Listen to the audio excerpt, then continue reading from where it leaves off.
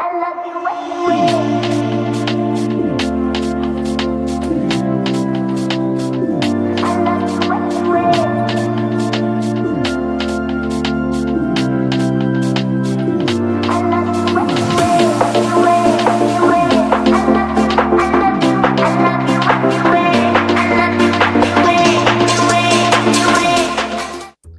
cuy, balik lagi sama gua Gani ya. Hari ini kita akan rakit APU AM4 Ryzen 5600G lagi teman-teman ya. Tapi sebelum ke komponen ya, seperti biasa gua akan ngasih tahu kalau gua buka jasa rakit teman-teman ya. Jadi kalian kalau mau rakit bisa DM ke Instagram gua, namanya Gani GP ya. Bilang aja Bang Gani mau rakit.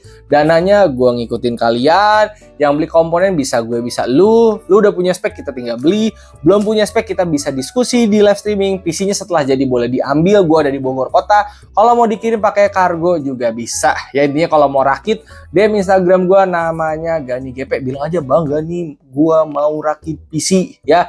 Kalaupun misalkan lu mau rakit sendiri, gue udah ada tutorial juga ya yang 10 jam kalian bisa tonton juga ya. Itu juga udah lengkap untuk tutorial rakit PC-nya. Oke. Rakitan ini kena segini teman-teman ya. Dan mungkin akan banyak sekali mendang-mendingnya di komen ya, karena harganya hampir 7,3 juta ya, dapat 5600G tanpa PGA ya. Di video sebelumnya rakit 56G itu ada di 6 jutaan sampai 6,5 tuh gue. Sebenarnya mau sampai ke 5 juta juga ini bisa dipangkas bisa-bisaan ya. Cuman idealnya ada di 6,4an 6,5 tuh kayak yang kemarin. Nah, yang ini versi lebih mewahnya lagi teman-teman ya. SSD-nya pakai 1 tera, kemarin 512. Lalu sekarang pakai water cooling 240, kemarin pakai tower ya. Oke. Untuk rakitan ini kita diskusinya di live streaming, dan gue pun sebenarnya udah menyarankan ke si ownernya kayak kenapa nggak rakit Ryzen 5 8600G sekalian aja yang AM5 gitu ya. Gue udah tawarin. Terus mungkin ownernya mempertimbangkan soal budget-budgetnya dan juga kedepannya gimana. Ending keputusan yang dipilih oleh ownernya ya seperti ini ya. Upgrade kedepannya nanti mungkin dia akan pakai RTX 4060 ataupun ganti ke Ryzen 5000 yang X gitu ya. Entah Ryzen 5 atau Ryzen 7 yang X gitu ya. Dan itu pun sebenarnya masih enak teman-teman ya buat teman-teman. Gini deh, kalau lu ada dana, ambil rakitan AM5. Tapi kalau misalkan dana lu mentoknya di AM4, itu masih bagus banget. Karena PC pribadi gua masih pakai B550 dan 5600X dan RAM 2x8 3600 juga. Dan masih enak. Tutorial rakit PC gue yang 10 jam juga gue masih ngerender di situ. Masih enak gitu ya. Jadi ketika kalian mau rakit AM4 itu masih fine-fine aja. Cuman kalau misalkan kalian mau rakit AM5 memang lebih gua sarankan, atau misalkan dari dana segini lu mau bikin kayak i3 Gen 12 1650 dengan segala komponen dipangkas juga itu bisa ya. Intinya rakitan PC itu fleksibel. Buat yang mendang-mending silahkan kalian mendang-mending aja ya. Intinya rakitan yang ini ownernya pilihnya pengennya ini, gue udah saranin ABCD, dia pengennya ini. Oke ya, sekarang kita langsung masuk ke proses perakitan aja. Oke guys, ini dia Mobo, prosesor, RAM, dan SSD-nya ya. Oke, udah lama juga nih kita nggak rakit 56G. Ya, terakhir episode berapa tuh? Ya, di bulan lalu apa 2 bulan lalu gitu. 56G buat Valo enak. Buat game AAA kayak RDR atau Shadow of the Tomb Raider, itu dibikin low masih dapat kurang lebih 30 fps naik turun ya. Oke, masih bisa sih ya. GTA 5 offline masih aman ya. Kalau GTA 5 online kayak RP nggak yakin gue ya. Cuman buat awal kalian yang baru pertama rakit PC pakai 56G kayak gini, buat gue itu udah cukup juga teman-teman ya. Oke. Biasa rakit AM5 sekarang masuk ke AM4 lagi rada nggak pede teman-teman ya. Oke, sip ya, hasilnya udah masuk sih. Oke.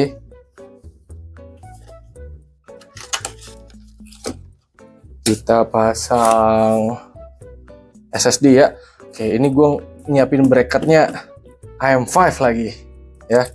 Gue keingetnya ini AM5 mulu teman-teman ya. Jadi nanti bracket water cooling gue pasang offline aja teman-teman ya, tahu-tahu kepasang aja ya. Oke. Kita pasang SSD-nya. Oke. Untuk AM5 gue masih mikir kayak dia tuh masih 10 sih ya. Kalau aja dia di 8 jutaan gitu guys ya, lebih masuk akal teman-teman. Oke. Terus untuk B550M ya, seri harga terjangkau kan ada kayak SE atau WiFi SE. Gue lebih pilih Pro 4 karena ada Type-C-nya teman-teman ya. Oke. Terus ini pakai SSD-nya Gen 3 teman-teman ya. Tadinya mau pakai Gen 4 tapi ada info katanya si 56G ini kalau misalkan di B550 pasang SSD Gen 4 nggak akan kebaca guys. Katanya sih nggak akan kebaca, bukan kebaca tapi turun Gen 3 ya. Gue kemarin nanya ke viewer juga kayak gitu, jadi pakai Gen 3 aja tuh. Dan untuk pakai SSD Gen 3 yang speed 3000 juga itu masih lebih dari cukup sih teman-teman. Masih fine aja, masih ngebut juga kok. PC pribadi gue masih pakai SSD Gen 3 yang speed 3000 juga. Intinya kalau lu mau rakit AM4 itu masih oke. Cuma kalau lu bisa sabar sedikit kayak ke bulan depan gitu atau ke tahun depan, better ambil AM5 aja. Ya, tapi kalaupun lu ngambil AM4 ya nggak rugi gitu loh, masih fine aja teman-teman ya. Nanti rakitan ini akan tema putih ya, pakai casing yang Occipus yang kemarin dipakai di segmen rakit PC cuy teman-teman ya. Dan casingnya gue jual lebih murah teman-teman. Oke, seperti biasa guys, kalau yang barang review pasti gue akan jual lebih murah. Oke, T-Force.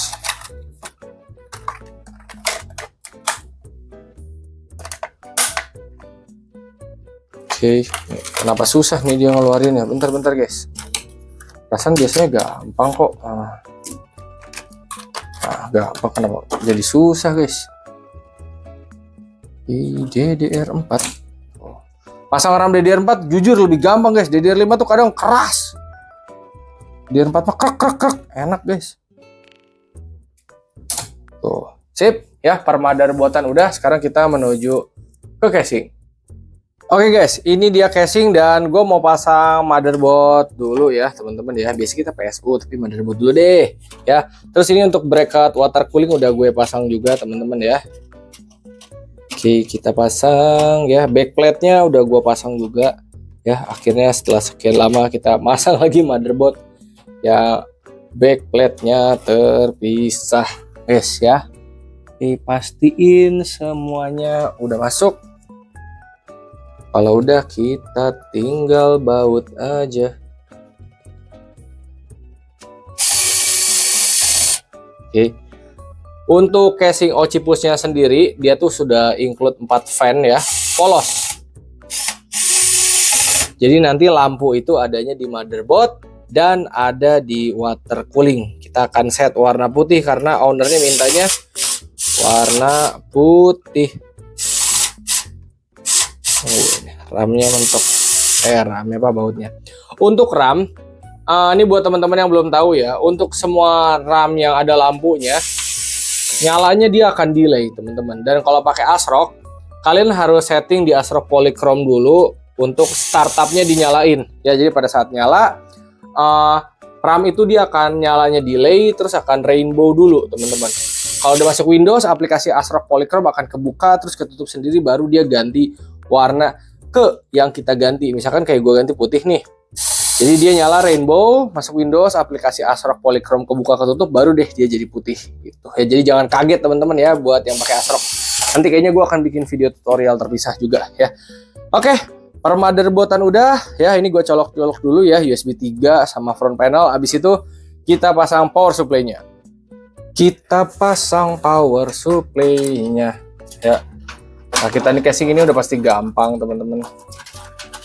Karena kemarin gue juga udah ngerakit kan di yang casing ini warna hitam sama putih ya. Harganya terjangkau, udah include 4 fan ya. Sudah mantap pokoknya. Tidak perlu bingung-bingung lagi. Oke, kita pasang bautnya. Ada 4. Mana ini lubangnya teh? Kayaknya terlalu ke kiri ini ya, kurang longgar dikit. Oke. kita pasang. Nah, ya. Terus ini sebatas masuk dulu aja guys. Kencenginnya pakai obeng manual karena si obeng ini tuh torsinya tidak kuat. Just di manual pakai obeng manual. Oke, pencolok-colokannya offline ya teman-teman ya. Kalian bisa nonton tutorial gua aja. Sekarang kita pasang radiator dan water blocknya ya. Kita pasang radiatornya ya. BTW untuk colok-colokan udah gue colokin ya. Colok-colokan udah gue colokin gak tuh bahasanya. Oke, intinya semua percolok-colokan duniawi sudah aku colok ya. Ini bentar guys, splitternya ngeganggu. Oke, ini udah kita tarik, lalu RGB-nya sekarang. Nanti untuk ganti-ganti warnanya disinkron ke motherboard ya teman-teman. Berarti ini harus diputar begini. Sip. Masuk. Nah. Kita pasang ya radiatornya. Mana bautnya? Oke, ada 12 baut. Kemarin kita coba yang versi DCS teman-teman. Sekarang yang versi DC. Sebentar, bautnya mental. Oke, magnet obeng ini sudah lemah. Padahal udah gua magnetin. Nah, oke ini pasti di tengah ya. Oke, kita pasang lagi.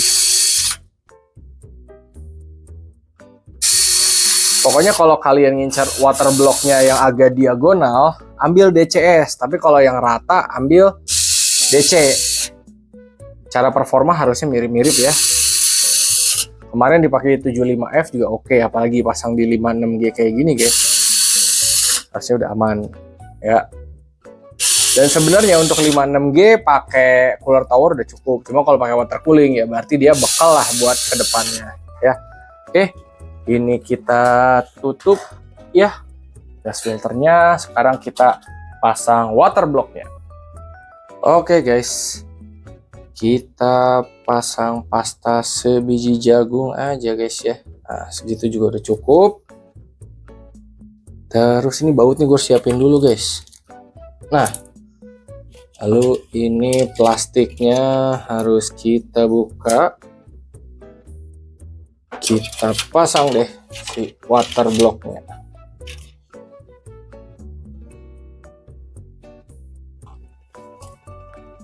Sebentar. Nah, sip. Pasang silang ya, ujung-ujungnya dulu.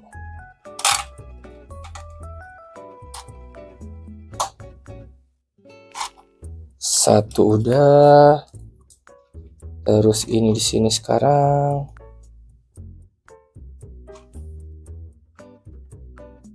Oke. Tadi obeng gua kemana ya guys ya? Oh, jatuh ke sini teman-teman. Dan satu lagi.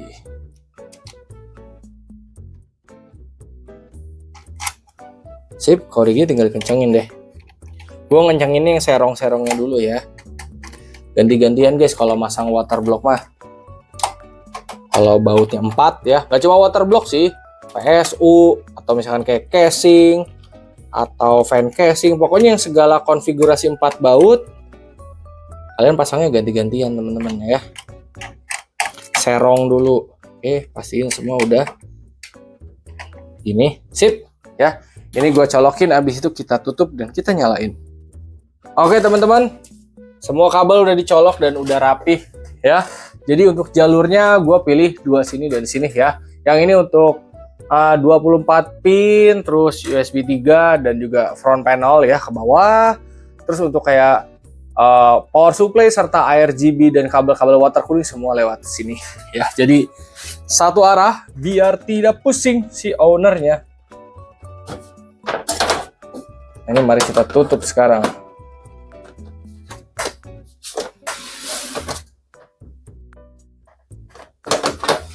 Ini harus ditidurin deh. Ya.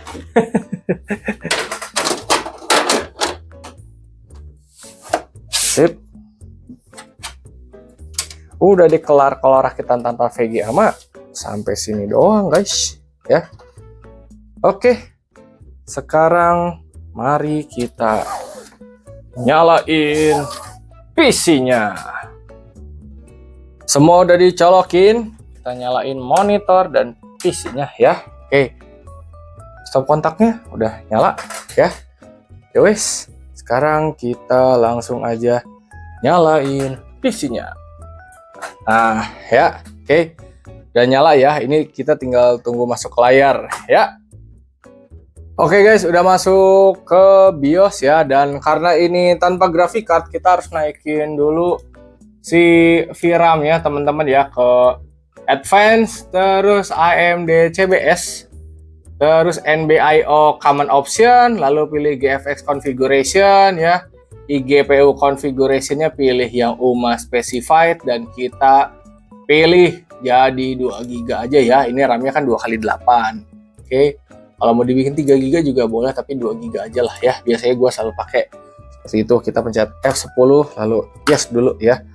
Terus kalau misalkan kalian mau main Valorant ya di Windows 11, jangan lupa si secure bootnya itu diaktifkan teman-teman ya. Gue udah pernah bikin tutorialnya sih, cara kayak naikin VRAM, terus juga cara secure bootnya di enable juga jangan lupa ya. Oke, kita pastiin lagi ya ke Advanced, AMD CBS, NBIO, GFX Configuration, dan ini udah 2 GB ya teman-teman ya. Terus untuk secure bootnya pastiin dia udah enable dan user mode ya. Kalau misalkan ini nggak bisa di enable, masuk dulu ke bagian booting, lalu ada CSM compatibility ya. Ini pilih disable dulu ya. Jadi CSM-nya disable, terus pencet F10 atau save and exit. Kalau udah, baru masuk lagi ke secure boot di enable, terus advance-nya ini yang tadi pilih jadi 2 GB ya. Oke. Video kali ini sampai sini aja teman-teman ya. Video testingnya ditunggu aja. Oke, hatur nuhun, terima kasih dan thank you. Semoga bermanfaat. Link pembelian semua gue drop di deskripsi.